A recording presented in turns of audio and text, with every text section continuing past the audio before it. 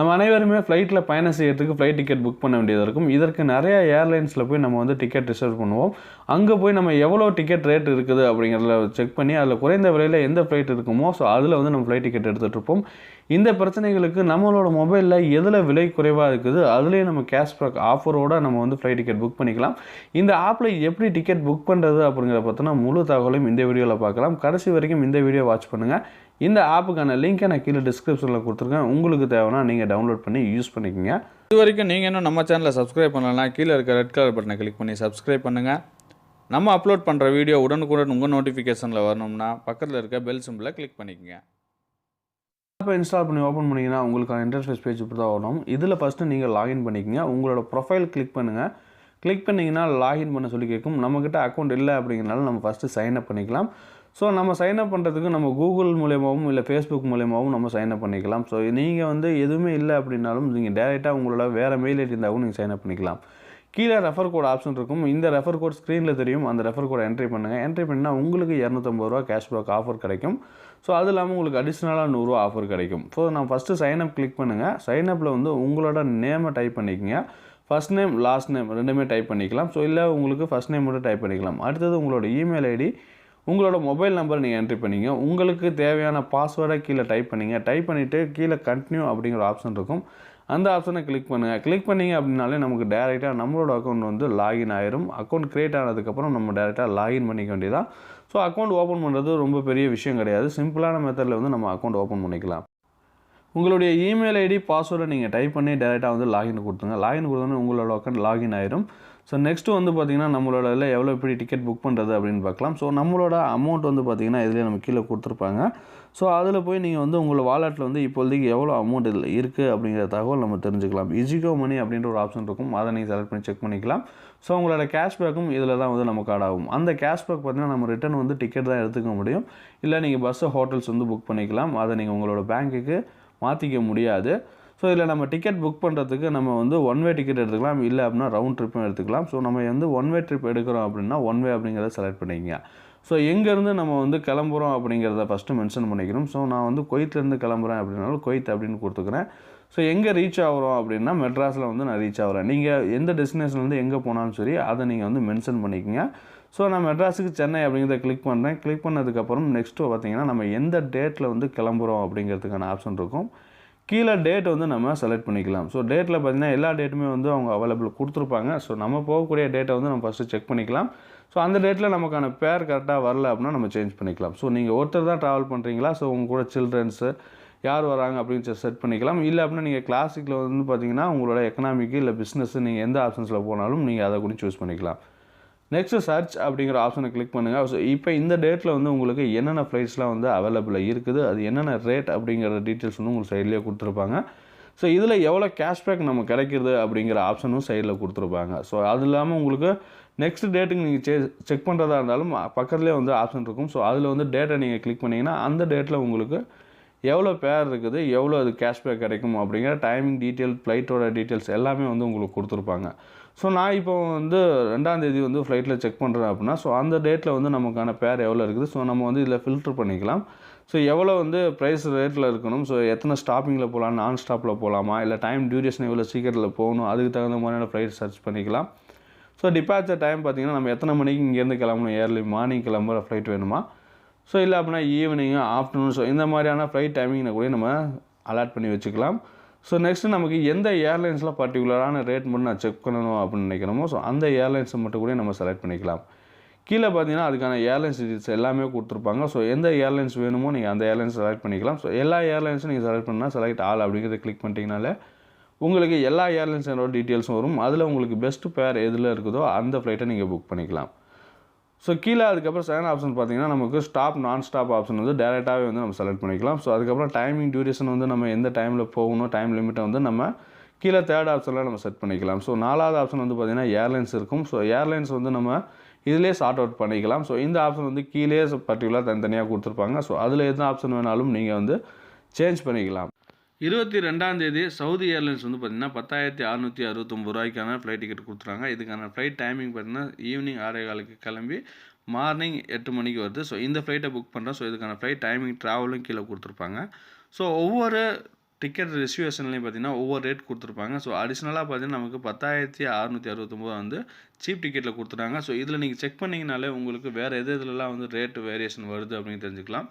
அதுக்கான கேஷ்பேக்கும் எவ்வளோ கொடுக்குறாங்க அப்படின்னு டீட்டெயில் கீழே கொடுத்துருப்பாங்க. ஸோ இதில் உங்களுக்கு எது பெஸ்ட்டுன்னு தோணுதோ அதை நீங்கள் ஃபஸ்ட் செலக்ட் பண்ணிக்கங்க.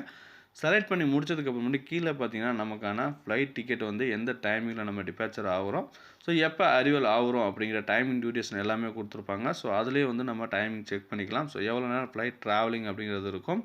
ஸோ அதுக்கப்புறம் எவ்வளோ வெயிட்டிங் அப்படிங்கிற டைமிங்கும் கீழே கொடுத்துருப்பாங்க. ஸோ நெக்ஸ்ட்டு பார்த்தீங்கன்னா நமக்கு அடிஷ்னலாக வந்து அந்த ஃப்ளைட்டில் என்னென்ன சர்வீஸ் ப்ரொவைட் பண்ணுறாங்க தகவலும் கீழே கொடுத்துருப்பாங்க. அதில் நம்ம செக் பண்ணிக்கலாம். ஸோ இந்த ஃப்ளைட் பார்த்தீங்கன்னா குவைத் டு ரியாது, ரியாது டு சென்னை வருது. ஸோ இதுக்கான டைம் டியூரேஷன் பார்த்தீங்கன்னா உங்களுக்கு குவைத் டு ரியாதுக்கு எவ்வளோ நேரம், அதே மாதிரி கீழே பார்த்தீங்கன்னா உங்களுக்கு ரியாது டு மெட்ராஸுக்கு வந்து எவ்வளோ நேரம் டைமிங் அப்படின்னு கொடுத்துருப்பாங்க. ஸோ இதில் வெயிட்டிங் டைம் எவ்வளோ நேரம் அப்படிங்கிறது மென்ஷன் பண்ணியிருப்பாங்க. ஸோ இங்கேருந்து ரியாதுக்கு எவ்வளோ வந்து நமக்கு என்னென்ன இது கொடுக்குறாங்க, அதே மாதிரி வந்து ரியாத்துலேருந்து நமக்கு சென்னைக்கு வரதுக்கு என்னென்ன கவரேஜ் வந்து நமக்கு கொடுக்குறாங்க அப்படிங்கிற தகவலும் கீழே கொடுத்துருப்பாங்க. நீங்கள் வேணாலும் அதை நீங்கள் செக் பண்ணிக்கலாம். நெக்ஸ்ட்டு கீழே ஸ்க்ரோல் பண்ணிங்க அப்படின்னா உங்களுக்கு வந்து அடிஷ்னல் ஆஃபர்ஸ் கொடுத்துருப்பாங்க. ஸோ இந்த ஆஃபர் வந்து பார்த்தீங்கன்னா உங்களுக்கு மணி அப்படிங்கிற ஒரு கேஷ்பேக் கொடுத்துருப்பாங்க. இது வந்து பார்த்தீங்கன்னா 24 ஹவர்ஸ்க்கு அப்புறமேட்டுக்கு இந்த அமௌண்ட் வந்து உங்களுக்கு கொடுத்துருக்க ரூ. 2000 வந்து உங்களுக்கு டிலேவாக வந்து ஆகும். ஸோ அதுக்கப்புறம் இன்ஸ்டண்ட்டாக பார்த்தீங்கன்னா உங்களுக்கு இதில் இருக்கக்கூடிய ரூ. 800 வந்து அமௌண்ட் வந்து பார்த்தீங்கன்னா உங்களுக்கு இன்ஸ்டண்ட்டாக வந்து உடனே வந்து உங்களுக்கு லெஸ் பண்ணிக்குவாங்க. ஸோ இதுதான் வந்து ஆஃபரில் இருக்கக்கூடிய டிஃப்ரென்ஸு. ஸோ அதுக்கப்புறமேட்டுக்கு நமக்கான ஃபீஸ் பேர் வந்து எவ்வளோ கொடுத்துருப்பாங்க அப்படின்னு தகவல் கீழே கொடுத்துருப்பாங்க. அதை செக் பண்ணிக்கங்க. ஸோ எக்ஸ்ட்ரா சர்வீஸ் நமக்கு எதாவது வேணும்னா நீங்கள் எனேபிள் பண்ணிக்கலாம், இல்லைனா டிசேபிள் பண்ணிட்டு நீங்கள் கன்டினியூ கொடுக்கலாம். ஸோ இப்போ வந்து நம்ம ஃப்ளைட் டிக்கெட் வந்து புக் பண்ணுறதுக்கு நம்மளோட டீட்டெயில்ஸ் வந்து நம்ம என்ட்ரி பண்ண வேண்டியது இருக்கும். ஸோ அதற்கு பார்த்தீங்க அப்படின்னா உங்களுக்கு வந்து நீங்கள் அடல்ட்டு, நீங்கள் வந்து ஜென்ஸாக இருக்கும்போது மிஸ்டர்ஸ் அப்படின்னு செலக்ட் பண்ணிக்கங்க. கீழே வந்து பார்த்தீங்கன்னா உங்களோட நேமு, ஸோ அதுக்கப்புறமேட்டுக்கு லாஸ்ட் நேம் அப்படிங்கிற ஒரு ஆப்ஷன் இருக்கும். அதில் வந்து பார்த்தீங்கன்னா உங்களோட ஃபாதர் நேம் வந்து நீங்கள் அங்கே மென்ஷன் பண்ணிக்கங்க.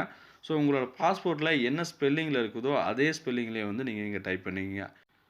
நெக்ஸ்ட்டு உங்களோட date of birth. Date of birth பார்த்தீங்கன்னா உங்களோட பாஸ்போர்ட்டில் கொடுத்துருக்கக்கூடிய டீட்டெயில் என்ன இருக்குதோ ஸோ அதே டேட்டை வந்து நீங்கள் எல்லாமே வந்து இதில் இருக்கிற டீட்டெயிலை ஃபில் பண்ணிக்கங்க. ஸோ டேட் ஆஃப் நான் எல்லாமே வந்து எக்ஸாம்பிளுக்காக நான் ஃபில் பண்ணிக்கிறேன். ஸோ உங்கள் பாஸ்போர்ட்டில் என்ன இருக்கோ அதை கரெக்டாக நீங்கள் செலக்ட் பண்ணிக்கங்க. நெக்ஸ்ட்டு உங்களோட பாஸ்போர்ட் நம்பரை டைப் பண்ணிங்க. நீங்கள் எப்போ பாஸ்போர்ட் இஷ்யூ பண்ண டேட் இருக்கும் அதை நீங்கள் வந்து இதில் மென்ஷன் பண்ணிக்கங்க. ஸோ உங்களோட பாஸ்போர்ட் எக்ஸ்பைரி ஆகிற டேட்டையும் நீங்கள் வந்து மென்ஷன் பண்ணிக்கங்க. ஸோ பாஸ்போர்ட் இஷ்யூங் கண்ட்ரி எந்த நாட்டில் நீங்கள் பாஸ்போர்ட் எடுத்தீங்க அப்படிங்கிறதுக்கு ஸோ இந்தியாவில் எடுத்துருக்கோம் அப்படின்னா இந்தியா அப்படிங்கிற செலக்ட் பண்ணிங்க. நீங்கள் வெளிநாட்டில் எங்கேயாவது இருந்து அங்கே பாஸ்போர்ட் இஷ்யூ பண்ணி எடுத்திருந்தீங்கன்னா ஸோ அந்த நாடை நீங்கள் மென்ஷன் பண்ணிக்கங்க. ஸோ உங்களோட கண்ட்ரி வந்து என்னென்னு கேட்டிருப்பாங்க. ஸோ அதுக்கு வந்து நீங்கள் இந்தியா கொடுத்துங்க. நேஷ்னாலிட்டி வந்து நீங்கள் இந்தியா கொடுத்துங்க. ஸோ நம்ம எந்த கண்ட்ரியில் பிறந்திருக்கோம் அப்படிங்கிறதுக்காக இந்தியா கொடுத்துருக்குறோம். ஸோ இதெல்லாம் முடிச்சதுக்கப்புறம் நீங்கள் வந்து டீட்டெயில்ஸ் ஆட் பண்ணிக்கங்க. ஸோ இப்போ வந்து நீங்கள் எத்தனை பேர்த்துக்கு வேணாலும் நீங்கள் எடுத்துக்கலாம். ஸோ அந்த ஒவ்வொரு தடவையும் புதுசாக எடுக்கும்போது அதுக்கான டீட்டெயில்ஸ் நீங்கள் ஆட் பண்ணிங்க. ஆட் பண்ணிட்டு மேலே டன் அப்படிங்கிற ஆப்ஷனை கிளிக் பண்ணுங்கள். ஸோ நெக்ஸ்ட்டு கீழே பார்த்தீங்கன்னா நமக்கான டீட்டெயில்ஸ் வந்து ஃப்ளைட் டிக்கெட் புக் பண்ணுறதுக்கு இருக்கும். ஸோ அதுக்கு நம்மளோட இமெயில் ஐடி, நம்மளோட ஃபோன் நம்பர் கீழே கொடுத்துருப்பாங்க. ஸோ இதுக்கப்புறமே நம்ம பேமெண்ட் நம்ம பண்ணிக்க வேண்டியதான் டேரெக்டாக. ஸோ நம்ம வந்து மாடிஃபை பண்ண டிக்கெட்டில் ஏதாவது சேஞ்சஸ் பண்ணுறோம் அப்படின்னா மாடிஃபைல போய் நம்ம கூட சேஞ்ச் பண்ணிக்கலாம்.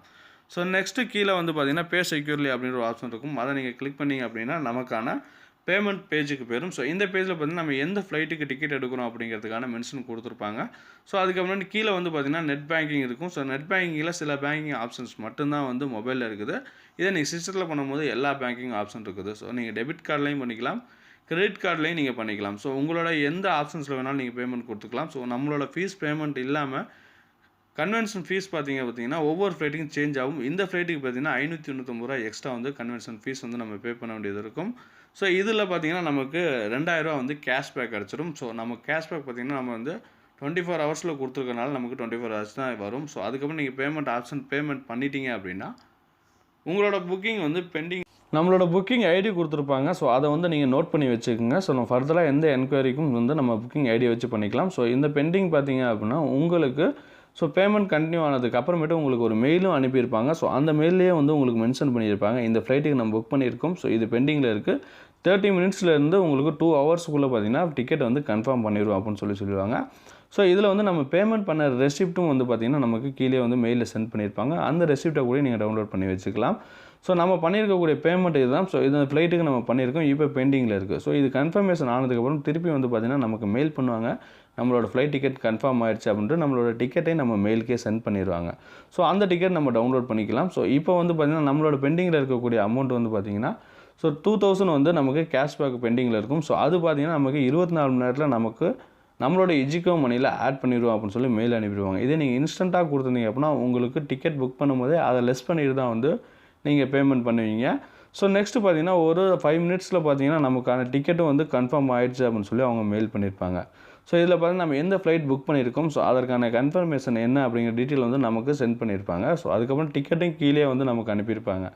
அந்த டிக்கெட்டை பார்த்தீங்கன்னா நம்ம பிரிண்ட் அவுட் எடுத்துக்கிட்டு ஸோ இந்த டிக்கெட்டை வச்சு நம்ம நார்மலாக எப்படி ஏர்லைன்ஸில் போய் டிக்கெட் எடுக்கிறோமோ சேம் டிக்கெட் தான் இது. ஸோ இந்த டிக்கெட்லேயே வந்து நமக்கு எவ்வளோ அலவன்ஸ் அப்படிங்கிற டீட்டெயில் வந்து நம்ம முன்னாடியே கொடுத்துருப்பாங்க, அதை செக் பண்ணிக்கலாம். ஸோ இந்த டிக்கெட்டை வச்சு நம்ம ஈஸியாக வந்து ட்ராவல் பண்ணிக்கலாம். நீங்களே உங்களோட மொபைலில் வந்து குறைந்த விலையில் டிக்கெட் புக் பண்ணிக்கிறது ஒரு நல்ல வழியாக இருக்கும். லைக் பண்ணுங்கள், உங்கள் நண்பர்களோட ஷேர் பண்ணுங்கள், உங்களோட கருத்துக்கள் மற்றும் சந்தேகங்களை கமெண்ட் பண்ணுங்கள், மறக்காமல் சப்ஸ்கிரைப் பண்ணுங்கள்.